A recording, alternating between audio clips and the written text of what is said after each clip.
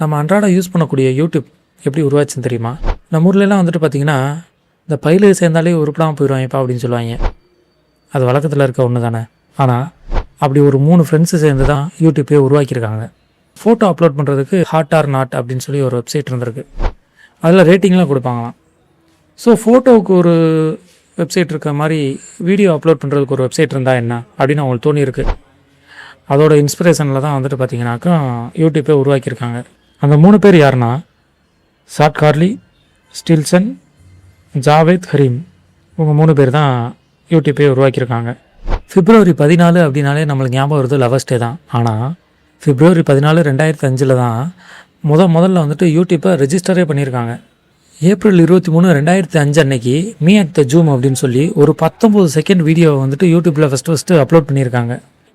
2005 December 15 அப்போ தான் வந்துட்டு பார்த்திங்கன்னா யூடியூப்பு பொதுமக்களோட பயன்பாட்டுக்கே வந்திருக்கு. யூடியூப்போட வளர்ச்சியை பார்த்து கூகுள் $1.65 பில்லியன் அமெரிக்கன் டாலருக்கு யூடியூப்பை வாங்கியிருக்காங்க.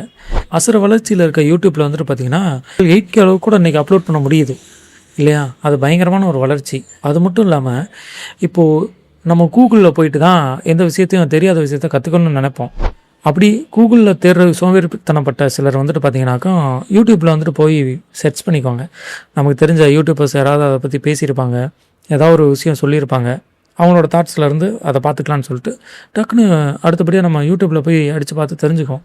முன்னெல்லாம் யூடியூப் சேனல் க்ரியேட் பண்ணோம் அப்படின்னாக்கா ஜிமெயில் ஐடி இருக்கணும். ஜிமெயில் ஐடியை வந்துட்டு யூடியூப்பில் கொடுத்து சைன் அப் பண்ணணும். நம்மளோட name, first name, last name, mail ID, password எல்லாமே கொடுத்துட்டு என்ட்ரி பண்ணி தான் ஓப்பன் பண்ண முடியும். ஆனால் இப்போ ரொம்ப ஈஸியாகிடுச்சு. நம்ம ஜிமெயில் அக்கௌண்ட் ஓப்பன் பண்ணாலே போதும், நம்ம அதில் கிளிக் பண்ணோம்னாலே நம்மளுக்குன்னு ஒரு யூடியூப் சேனல் ஆல்ரெடி ஓப்பன் ஆயிரும். இது ரொம்ப ஈஸியாக இருக்குது. இப்போ யூடியூப் என்டர்டெயின்மெண்ட்டுக்கு மட்டும் இல்லை, எஜுகேஷன், நியூஸ் எல்லாத்துக்குமே யூஸ் ஆகுது.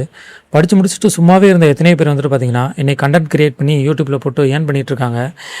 கோவிட்க்கு அப்புறம் வந்துட்டு பார்த்திங்கனாக்கும் நிறையா பேர் வந்துட்டு காலரை தூக்கிவிட்டு யூடியூப்பர் அப்படின்னு சொல்லிட்டு தெரியுறாங்கல்ல. அதுக்கெலாம் காரணம் யார்? யூடியூப்பான நீங்கள் தான். உங்களுக்கு மிகப்பெரிய நன்றி.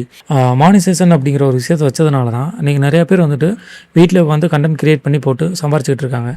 எத்தனையோ பேருக்கு வாழ்க்கை கொடுத்த இந்த யூடியூப்புக்கு மிகப்பெரிய நன்றி. நாங்களும் இந்த யூடியூப் நம்பி தான் வீடியோ போட ஆரம்பிச்சிருக்கோம். எங்கள் வீடியோ எப்படி இருக்குது அப்படிங்கிறத கமெண்ட் பண்ணுங்கள். நல்லா இருந்துச்சுன்னா மறக்காமல் எல்லாருக்கும் ஷேர் பண்ணுங்கள். தேங்க்யூ.